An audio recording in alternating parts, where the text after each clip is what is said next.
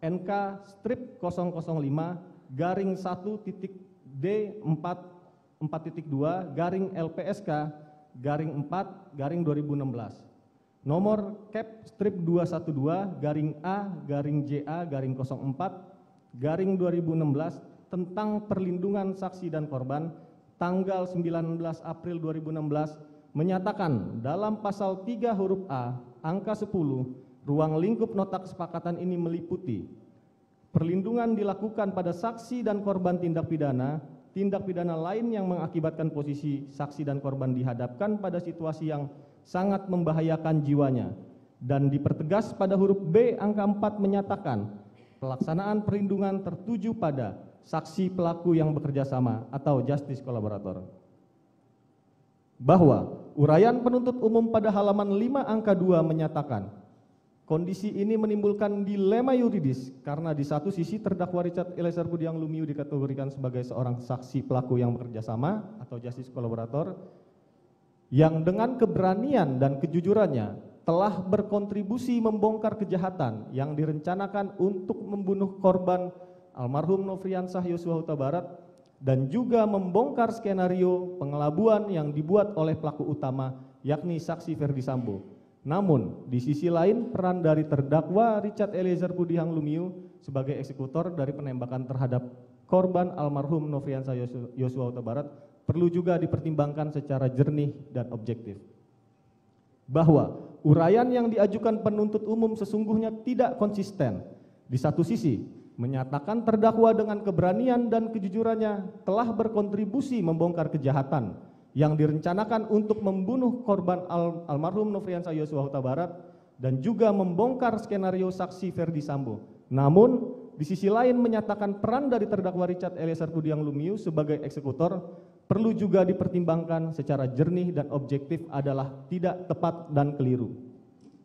Bahwa pada faktanya perkara ini dapat terungkap adalah karena diawali keterangan terdakwa Richard Eliezer Budiang Lumiu sehingga penuntut umum dapat secara jernih dan objektif dapat menggali alat bukti lainnya yang membuat perkara ini menjadi terang dan menguak peran pelaku utama in kasu saksi Ferdi Sambo. Sangat disayangkan penuntut umum masih bertumpu pada perbuatan terdakwa, namun bukan pada perannya sebagai justice collaborator.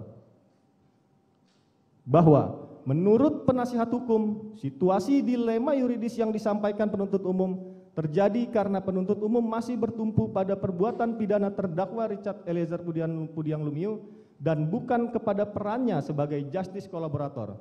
Menurut pendapat penasihat hukum, dalam posisi sebagai justice collaborator, seharusnya penerapan pasal pidana dan kualitas perbuatan tidak lagi menjadi hal utama, karena yang terpenting adalah kerjasama dan konsistensi terdakwa Richard Eliezer Budiang Lumiu dalam mengungkap perkara.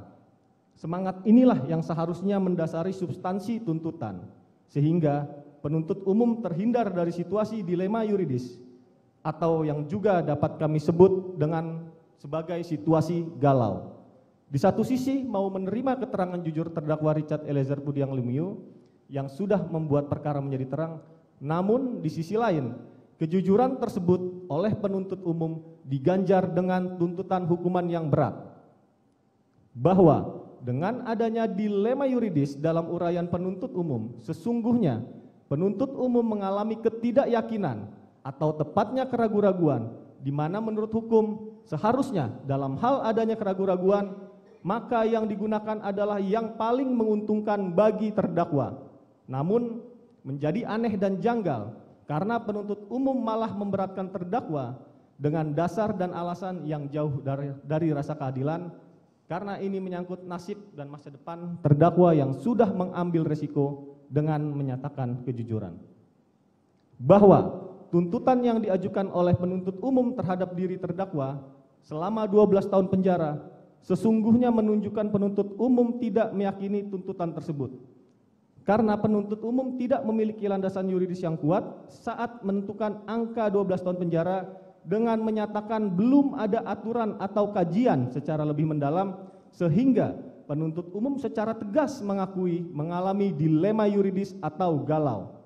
Penuntut umum seharusnya berani memberikan keadilan, kepastian, dan kemanfaatan hukum bagi terdakwa, masyarakat, dan juga keluarga korban yang sudah menyuarakan agar terdakwa Richard Eliezer Pudiang Lumiu dituntut paling ringan dibanding dengan terdakwa lainnya. Izin dilanjutkan, Yang Mulia. Izin melanjutkan, Yang Mulia.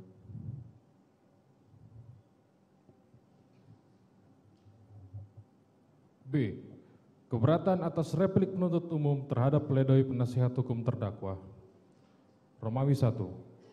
Pengaruh daya paksa atau overmarch pada terdakwa Richard Eliezer Pudiang Lumiu adalah keadaan terpaksa secara psikis yang dilakukan oleh saksi Ferdi Sambo, membuat terdakwa dalam tekanan dan ketakutan akan kehilangan nyawanya jika tidak melaksanakan perintah menembak korban almarhum Nofriansyah Yosua Huta Barat. Bahwa dalil penuntut umum pada halaman 12 yang pada pokoknya menyatakan terdakwa berada dalam pengaruh daya paksa sebagaimana dimaksud pasal 48 KUHP tidak memperhatikan fakta hukum yang sudah tidak terbantahkan. Terdakwa Richard Eliezer Pudiang Lumiu bersedia untuk menembak korban almarhum Nofriansyah Yosua Huta Barat ketika diminta oleh saksi Ferdi Sambo untuk menembak korban almarhum Nofriansyah Yosua Huta Barat yang akan dilaksanakan di rumah dinas rumah Duren 3 nomor 46 hingga pada akhirnya terdakwa Richard Eliezer Pudiang Lumiu menembak korban almarhum Nofriansyah Yosua Huta Barat saat mendengar permintaan saksi Ferdi Sambo dengan kata-kata, "Woi, kau tembak cepat, cepat woi kau tembak." Lalu terdakwa Richard Eliezer Pudiang Lumiu menembak korban almarhum Nofriansyah Yosua Huta Barat hingga terjatuh mengerang kesakitan, yang mana tembakan terdakwa Richard Eliezer Pudiang Lumiu yang mengenai dada korban almarhum Nofriansyah Yosua Huta Barat merupakan salah satu penyebab kematian. Bahwa terdapat uraian dalil penuntut umum dalam angka 12 tersebut di atas mengenai tidak adanya daya paksa pada diri terdakwa adalah tidak tepat dan keliru. Karena dalil penuntut umum seolah-olah menyimpulkan terdakwa Richard Eliezer Pudiang Lumiu bersedia untuk menembak korban almarhum Nofriansyah Yosua Huta Barat ketika diminta oleh saksi Ferdi Sambo untuk menembak korban almarhum Nofriansyah Yosua Huta Barat adalah tidak benar. Bahwa perlu kami tegaskan kembali kepada penuntut umum mengenai konteks dari frasa melaksanakan permintaan saksi Ferdi Sambo. Yang dimaksud penuntut umum berbeda dengan melaksanakan perintah saksi Ferdi Sambo dan merupakan dua hal yang berbeda. Faktanya, sebelum terdakwa dipanggil oleh saksi Ferdi Sambo, saksi Riki Rizal Wibowo lebih dulu menghadap saksi Ferdi Sambo di lantai 3 Rumah Saguling. Baru kemudian terdakwa menemui saksi Ferdi Sambo dan perkataan yang keluar dari saksi Ferdi Sambo adalah bukan diminta, melainkan diperintah untuk menembak korban almarhum Nofriansyah Yosua Huta Barat. Bahwa tekanan psikis kepada terdakwa adalah nyata. Setelah menerima perintah saksi Ferdi Sambo mulai dari Rumah Saguling hingga TKP Rumah Dinas Duren 3 nomor 46, merasa takut, panik lalu berdoa dengan kata-kata, "Tuhan, kalau bisa Tuhan, ubahkan pikiran Pak Ferdi Sambo. Ubahkan pikirannya Tuhan. Biar tidak jadi menembak Yosua, karena saya takut, saya tidak tahu harus cerita ke siapa lagi Tuhan." Pada saat itu yang ada di pikiran terdakwa hanyalah berdoa, karena dihantui rasa takut dan kebingungan akibat adanya tekanan psikis dari saksi Ferdi Sambo. Sehingga seseorang yang berada dalam pengaruh daya paksa secara psikis tidak dapat melawan saksi Ferdi Sambo, yang memiliki kekuatan dan kekuasaan besar yang pada waktu itu masih menjabat sebagai Kadif Propam Mabes Polri. Bahwa berdasarkan fakta yang terungkap di persidangan mengenai adanya daya paksa kepada diri terdakwa, sebagaimana telah penasihat hukum sampaikan dalam nota pembelaan, hal ini didukung oleh keterangan para saksi dan ahli dalam persidangan yang dihadirkan penuntut umum dan ahli yang dihadirkan oleh penasihat hukum. Ahli psikologi forensik Dr. Randa Reni Kusumawardani, Master Psikologi, ahli psikologi klinis Liza Mareli Japri. Kedua ahli tersebut menerangkan adanya ketakutan sehingga kepatuhan lebih menonjol pada diri terdakwa untuk mengikuti perintah dari saksi Ferdi Sambo. bahwa dalil penuntut umum yang mengatakan tidak terdapat adanya paksaan atau daya paksa yang dapat digolongkan sebagai alasan pembenar maupun alasan pemaaf pada diri terdakwa adalah tidak beralasan dan keliru. Di satu sisi, penuntut umum mencoba mengutip doktrin pendapat Simons secara tidak utuh dan tuntas yang mengemukakan overmarch itu dapat berupa keadaan terpaksa secara fisik, namun penuntut umum tidak menjelaskan keadaan diri terdakwa secara psikis. Sesungguhnya hal ini adalah bertolak belakang dengan dalil penuntut umum sendiri.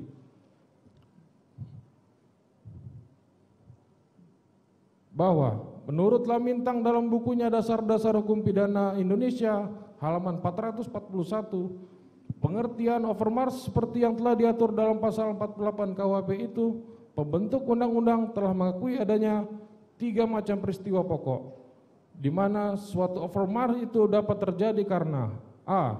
peristiwa-peristiwa di mana terdapat pemaksaan secara fisik, b. peristiwa-peristiwa di mana terdapat secara psikis, dan c. peristiwa-peristiwa di mana terdapat suatu keadaan yang biasanya juga disebut sebagai nostat atau nostestat atau sebagai keadaan terpaksa. Bahwa oleh karena ketentuan pasal 48 KUHP yang berbunyi barang siapa melakukan perbuatan karena pengaruh daya paksa atau overmarch tidak dipidana. Daya paksa yang dimaksud dalam pasal 48 KUHP ini adalah suatu keadaan memaksa yang sifatnya psikis, yang sedemikian kuatnya menekan seseorang yang tidak dapat dihindarinya, sehingga orang tersebut terpaksa melakukan suatu perbuatan yang dilarang oleh undang-undang. Perbuatan terdakwa Richard Eliezer Pudiang Lumiu tidak terbukti adanya kehendak atau mens rea menurut hukum, sebagaimana dalam dakwaan penuntut umum, karena di dalam diri terdakwa dalam keadaan dipaksa secara psikis oleh saksi Ferdi Sambo, sehingga seseorang yang berada dalam pengaruh daya paksa secara psikis tidak dapat melawan kekuatan besar di luar kehendaknya. Maka ada alasan pemaaf dan pembenar yang dapat menghapus dari tanggung jawab pidana. Izin dilanjutkan yang mulia. Izin melanjutkan yang mulia.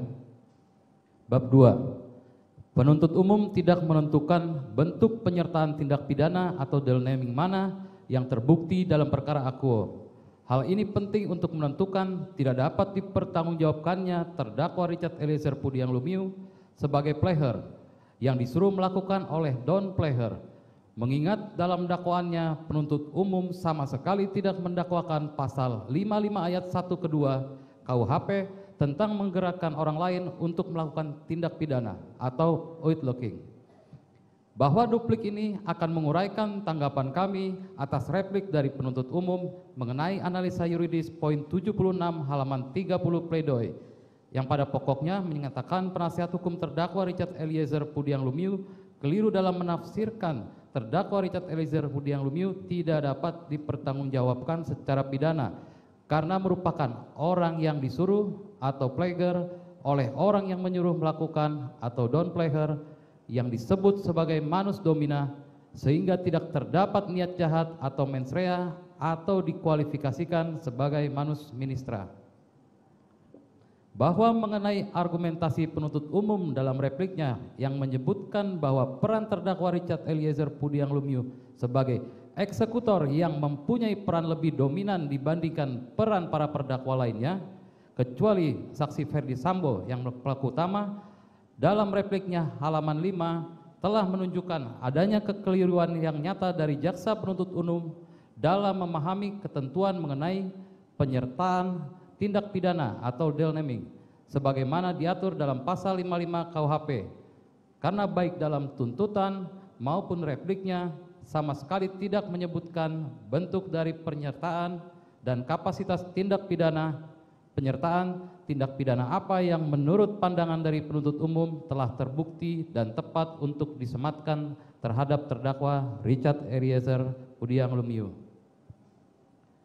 Bahwa jika kita merujuk pada surat dakwaan nomor register perkara PDM 243-JKTSL-10-2022 tertanggal 5 Oktober 2022, penuntut umum sama sekali tidak mendakwa terdakwa Richard Eliezer Pudiang Lumiu dengan menggunakan pasal 55 ayat 1 kedua KUHP, yaitu sebagai pelaku tindak pidana yang telah digerakkan oleh orang yang menggerakkan atau uitloker. Bahwa dengan demikian, secara hukum hanya terdapat dua kemungkinan dari bentuk penyertaan yang terjadi antara saksi Ferdi Sambo dan terdakwa Richard Eliezer Pudiang Lumiu, yaitu menyuruh melakukan atau downplaykan, atau turut serta melakukan atau medeplegan.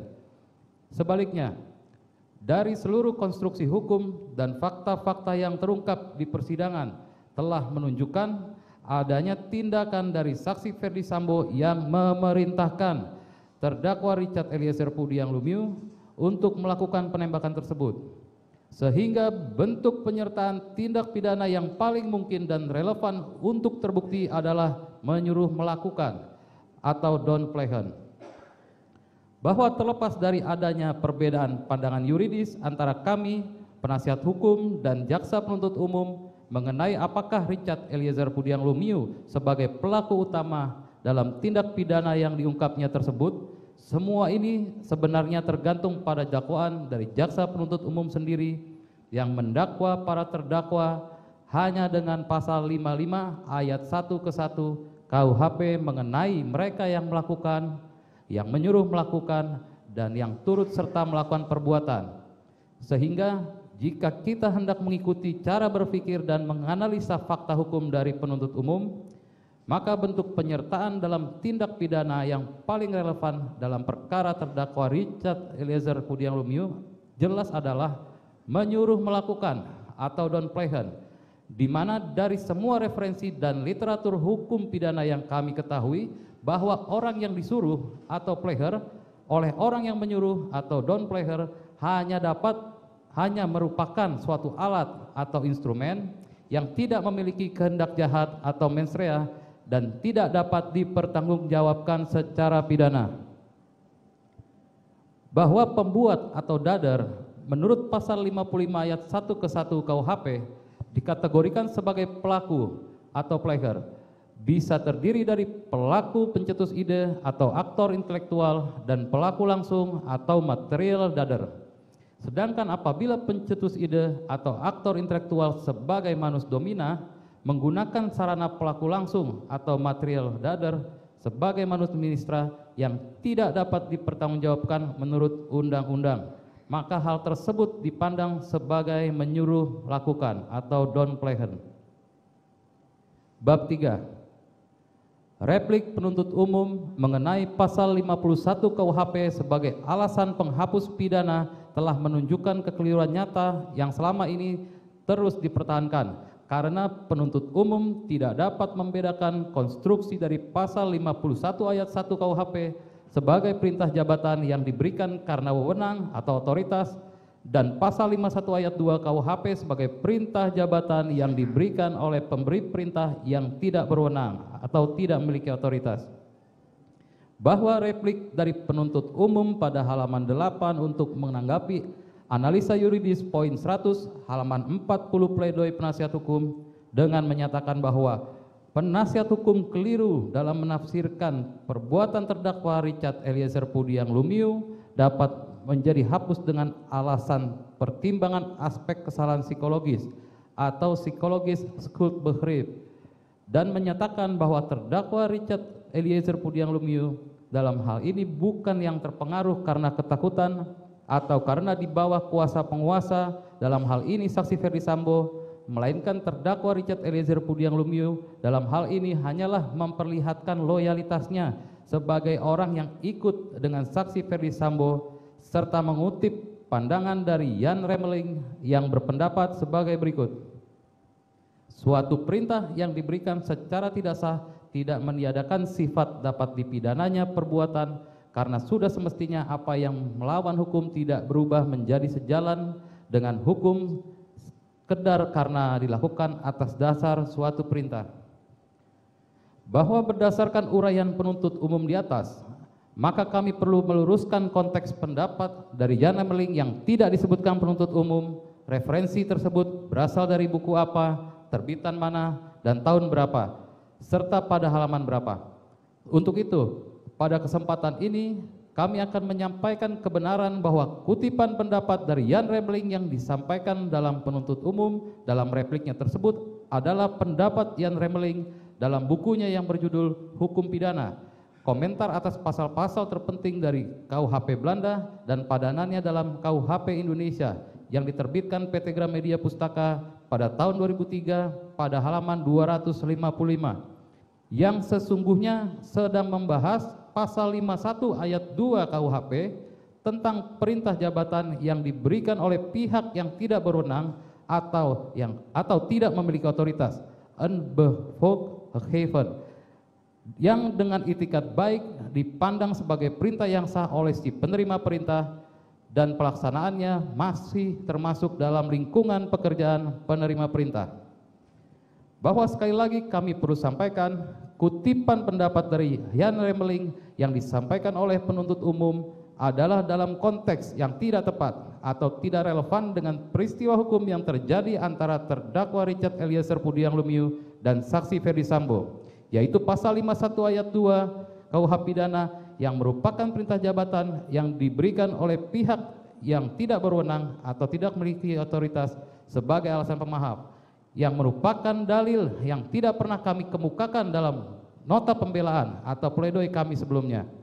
Karena yang kami kemukakan justru adalah pasal 51 ayat 1 KUHP yang merupakan perintah jabatan yang diberikan oleh pihak yang berwenang atau memiliki otoritas sebagai alasan pembenar in kasus saksi Ferdi Sambo yang secara de facto dan de jure memiliki otoritas dan pengendalian yang efektif terhadap terdakwa Richard Eliezer Pudiang Lumiu sebagaimana diterangkan oleh saksi ahli yang dihadirkan oleh penasihat hukum yaitu Dr. Albert Aris SHMH, sehingga perintah yang diberikan oleh saksi Ferdi Sambo dengan berseragam lengkap dan diberikan di dalam rumah dinas dengan segala kewenangan yang melekat pada pemberi perintah merupakan perintah jabatan yang secara kesalahan psikologis atau psikologis schuldbegrip mustahil atau tidak mungkin untuk ditolak, dihindari dan diabaikan oleh terdakwa Richard Eliezer Pudiang Lumiu selaku bawahan yang berlatar belakang Brimob atau paramiliter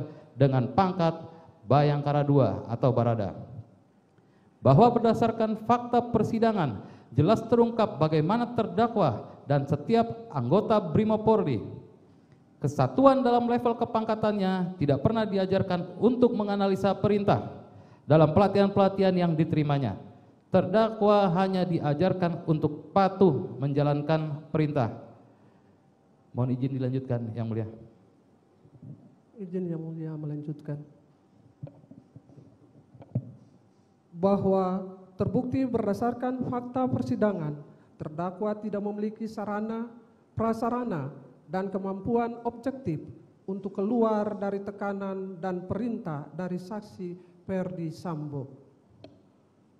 Bahwa berdasarkan fakta persidangan, meskipun dalam penerapan pasal 51 ayat 1 KUHP, elemen melawan hukumnya menjadi hapus, maka untuk menilai apakah perbuatan pidana yang dilakukan oleh terdakwa Richard Eliezer Pudiang Lumiu dapat dicela atau dihindari sehingga dapat dipersalahkan secara hukum. Sebagaimana pandangan dari pakar hukum pidana Belanda Simons dalam bukunya yang berjudul Leerboek van het Wetboek van Strafrecht, halaman 1891 sampai dengan 1892, halaman 294 sampai dengan 295 untuk meluruskan pemahaman yang keliru dari penuntut umum tersebut, yaitu pembentuk undang-undang tidak membatasi hal tidak dapat dihukumnya suatu perbuatan itu hanya pada pelaksanaan perintah jabatan yang diberikan oleh kekuasaan yang berwenang untuk memberi perintah.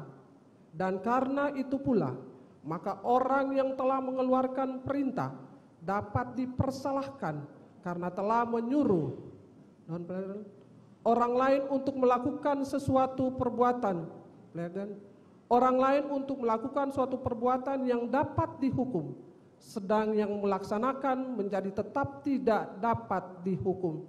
Pide putusan Hogerat 17 Desember 1894 bahwa postulat indarmu dat duit itbet dare euspero nulla culpa es cuit parere necesse sit berasal dari hukum Romawi yang sama tuanya ketika berbicara mengenai kekuasaan negara. Postulat inilah yang kemudian dalam peraturan hukum konkret dituangkan pada pasal 51 ayat 1 KUHP secara tegas. Pasal aqua berbunyi, barang siapa melakukan perbuatan untuk melaksanakan perintah jabatan yang diberikan oleh penguasa yang berwenang tidak dipidana. Perintah jabatan yang dikeluarkan oleh yang berwenang memberi hak kepada yang menerima perintah untuk berbuat sesuatu atau tidak berbuat sesuatu. Dengan demikian, hak ini menghapuskan elemen melawan hukumnya perbuatan sehingga dimasukkan sebagai alasan pembenar. Edi Herie, Prinsip-Prinsip Hukum Pidana, edisi revisi, penerbit Cahaya Atma Pustaka, halaman 280. Bab 4. Tanggapan atas replik penuntut umum yang keliru menyimpulkan loyalitas sebagai mensrea terdakwa Richard Eliezer Pudihang Lumiu, bahwa kami tim penasehat hukum tidak sependapat dengan dalil penuntut umum yang menyimpulkan loyalitas terdakwa Richard Eliezer Pudihang Lumiu sebagai mensrea atau sebagai dasar terjadinya mensrea, bahwa berdasarkan pengertian loyalitas kami tidak menemukan rujukan atau terminologi hukum mengenai arti dari loyalitas seperti yang disebutkan oleh penuntut umum. Rujukan yang paling relevan terkait dengan istilah loyalitas kami temukan dalam Kamus Bahasa Indonesia versi daring terbitan Badan Pengembangan dan Pembinaan Bahasa Kemenristek RI, yaitu loyalitas adalah kepatuhan atau kesetiaan. Bahwa menurut kami antara loyalitas dan mensrea adalah dua hal yang berbeda dan tidak dapat diterjemahkan atau ditafsirkan dalam hubungan sebab akibat.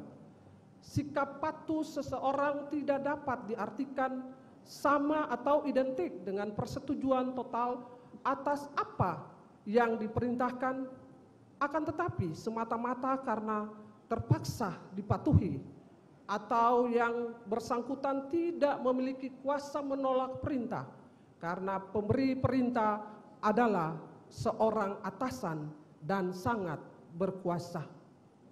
Bahwa oleh karena itu seseorang yang memiliki kepatuhan atau kesetiaan kepada atasan dan terpaksa melakukan perintah atasannya tidak serta-merta dapat disimpulkan memiliki niat jahat atau mensrea. Bahwa apabila kita merujuk pada arti kata loyalitas tersebut, penuntut umum justru menguatkan dalil penasehat hukum dalam nota pembelaan dan duplik aquo dikaitkan dengan perintah jabatan. Bahwa terdakwa Richard Eliezer Pudihang Lumiu terbukti berdasarkan keterangan ahli memiliki tingkat kepatuhan yang tinggi terhadap atasan, dan inilah yang membuat terdakwa Richard Eliezer Pudihang Lumiu melakukan penembakan terhadap korban almarhum Norpiansa Yosua Huta Barat setelah diperintahkan oleh saksi Perdi Sambo dalam waktu yang sangat cepat. Bahwa loyalitas bagi seorang anggota kepolisian, khususnya bagi seorang brimob, adalah ketaatan dan kepatuhan terhadap perintah atasan atau pimpinan, dalam hal ini saksi Perdi Sambo. Sehingga dalam hal ini loyalitas yang dimaksudkan oleh jaksa penuntut umum harus dibacakan sebagai kepatuhan yang tegak lurus terhadap perintah atasan. Inkasu Freddy Sambo. Izin yang mulia dilanjut. Izin melanjutkan yang mulia. Bab 5. Pandangan jaksa penuntut umum yang menyatakan bahwa ajaran kesalahan psikologis tidak sesuai dengan konsep hukum pembuktian yang ada di Indonesia merupakan pandangan yang masih berpijak pada aliran klasik yang bersifat pembalasan, retributif dan represif karena berpusat pada paham indeterminisme yang sudah usang dan tidak sesuai dengan hukum pidana modern aliran neoklasik yang mencari keseimbangan antara perbuatan actus reus dan sikap batin mens rea. Bahwa replik jaksa penuntut umum pada halaman 9 untuk menanggapi analisa yuridis poin 106 pada halaman 45 pledoi penasihat hukum dengan berdalih bahwa penasihat hukum keliru dalam menafsirkan kesalahan terdakwa Richard Eliezer Pudiang Lumiu. Karena jika terdakwa Richard Eliezer Pudiang Lumiu dibawa pengaruh secara psikologis, maka tentu terdakwa Richard Eliezer Pudiang Lumiu melakukan penembakan terhadap korban almarhum Nofriansah Yosua Huta Barat tidak terlaksana dengan baik. Akan tetapi dalam hal ini tidak demikian. Penembakan yang dilakukan terdakwa Richard Eliezer Pudiang Lumiu kepada korban almarhum Nofriansah Yosua Huta Barat merupakan perbuatan pembunuhan berencana serta menyatakan bahwa ajaran kesalahan tidak sesuai dengan konsep hukum pembuktian yang ada di Indonesia yang menganut sistem pembuktian negatif, negatif Bewies teori. Bahwa pandangan jaksa penuntut umum tersebut juga disinyalir tidak memperhatikan penjelasan pasal 183 KUHP yang menegaskan bahwa ketentuan pasal 183 KUHP tersebut adalah untuk menjamin tegaknya kebenaran, keadilan, dan kepastian hukum bagi seorang terdakwa inkasu Richard Eliezer Pudiang Lumiu. Sehingga ketentuan pasal 183 KUHP ini juga tidak bisa dilepaskan dari pasal 5 Undang-Undang Nomor 48 Tahun 2009 tentang kekuasaan kehakiman, yaitu bahwa hakim termasuk jaksa wajib menggali nilai-nilai hukum dan rasa keadilan masyarakat, di mana pemikiran aliran neoklasik yang diperkenalkan dalam Undang-Undang Nomor 1 Tahun 2023 tentang Kitab Undang-Undang Hukum Pidana berupaya untuk menjaga keseimbangan antara faktor objektif, perbuatan garing lahiriah, dan faktor subjektif, orang garing batinia garing sikap batin. Aliran ini berkembang pada abad ke-19 yang memusatkan perhatiannya tidak hanya pada perbuatan atau tindak pidana yang terjadi, tetapi juga terhadap aspek individual pelaku tindak pidana. Bahwa yang menjadi ciri-ciri dari hukum pidana modern yang dimaksud dalam aliran neoklasik tersebut adalah a. Mengenal faktor yang meringankan dalam pertanggungjawaban pidana, mitigating atau attenuating circumstances. B. Berorientasi pada perbuatan pidana dan pelaku perbuatan pidana dan keseimbangan unsur objektif dan subjektif, dat dadar stafre. C. Modifikasi doktrin kehendak bebas, modified doctrine of free will, karena dipengaruhi patologi, ketidakmampuan, kejiwaan, kondisi apapun yang membuat pelaku tidak mungkin melaksanakan kehendak bebas sepenuhnya. D. Diperhitungkannya keterangan ahli untuk menentukan derajat pertanggungjawaban pidana.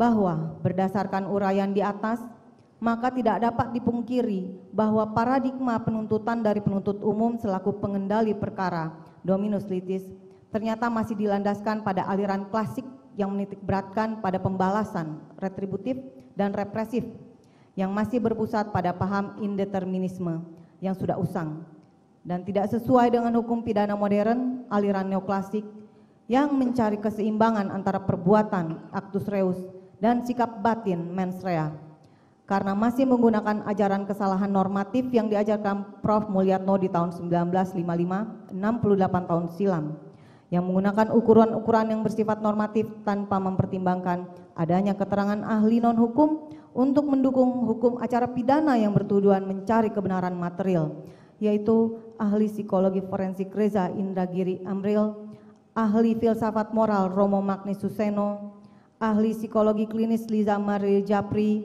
dan ahli psikologi forensik Dr. Anda Reni Kusumowardani sebagai alat bukti yang sah. Kemudian menentukan sendiri apakah perbuatan yang didakwakan tersebut dapat dicela dan apakah perbuatan tersebut dapat dihindari oleh terdakwa Richard Eliezer Pudiang Lumiu atau tidak.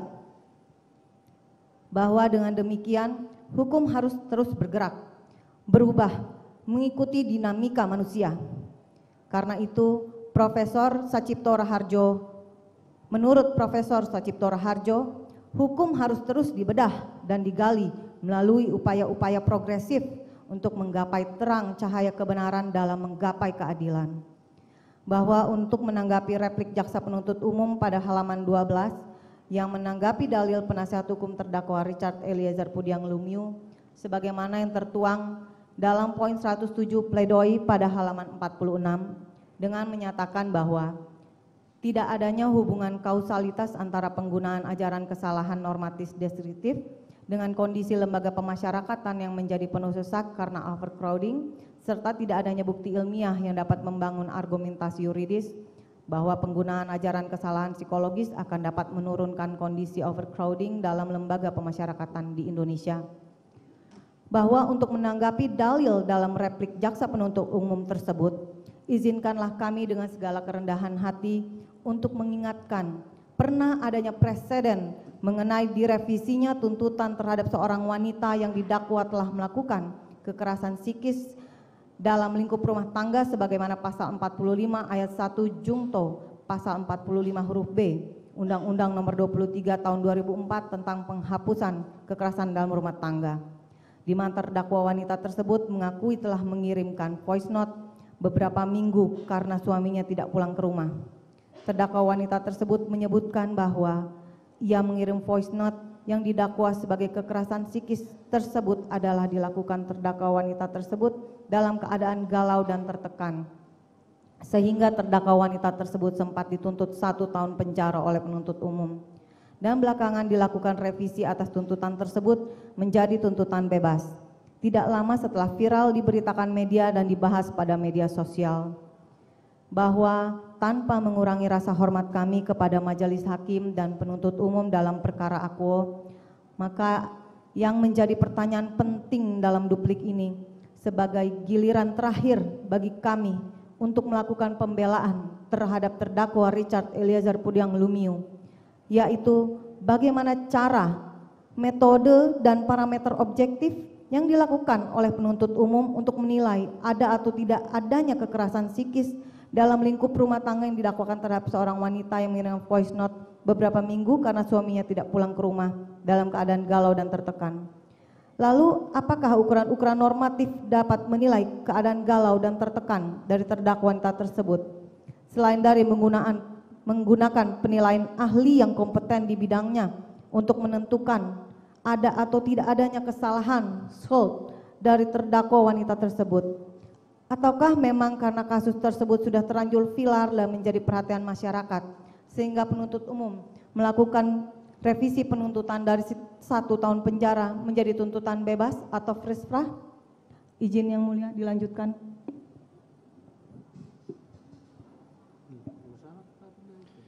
Majelis Hakim yang mulia, jaksa penuntut umum yang terhormat, pengunjung sidang yang kami banggakan. Sebelum kami mengakhiri duplik ini, izinkan kami mengutip pesan luhur dari tokoh penegak keadilan yang juga mantan Jaksa Agung Republik Indonesia, Bapak Baharudin Lopa. Banyak yang salah jalan, tapi merasa tenang karena banyak teman yang sama-sama salah. Beranilah menjadi benar meskipun sendirian. Setelah kami menguraikan seluruh dalil-dalil dalam duplik ini, tim penasihat hukum terdakwa tetap berpegang teguh pada nota pembelaan pledoi yang telah kami bacakan pada hari Rabu tanggal 25 Januari 2023. Oleh karenanya, dalil-dalil yang dikemukakan oleh penuntut umum dalam replik haruslah dikesampingkan karena tidak berdasarkan hukum dan tidak memiliki argumentasi yuridis yang kuat. Oleh karena duplik penasihat hukum terdakwa sangat beralasan menurut hukum, maka kami mohon kepada Yang Mulia Majelis Hakim yang memeriksa dan mengadili perkara ini untuk menolak replik yang telah dibacakan oleh penuntut umum pada hari Rabu tanggal 31 Januari 2023 dan mengabulkan nota pembelaan pledoi kami yang amarnya sebagai berikut. Mengadili: 1. Menyatakan perbuatan yang dilakukan terdakwa Richard Eliezer Pudiang Lumiu tidak dapat dipidana karena terdapat alasan penghapus pidana. 2. Menyatakan terdakwa lepas dari segala tuntutan hukum onslaught van revolving. 3. Memerintahkan terdakwa dibebaskan dari tahanan segera setelah putusan ini dibacakan. 4. Memulihkan hak-hak terdakwa dari kemampuan, kedudukan, harkat, serta martabatnya. Kelima, menetapkan barang bukti berupa KTP atas nama terdakwa Richard Eliezer Pudiang Lumiu, 1 unit telepon seluler merek Redmi warna hitam agar dikembalikan kepada terdakwa. Keenam, membebankan biaya perkara kepada negara. Apabila majelis hakim berpendapat lain, mohon putusan yang seadil-adilnya. Es Aquo et Bono, Jakarta, 2 Februari 2023. Hormat kami, penasihat hukum terdakwa.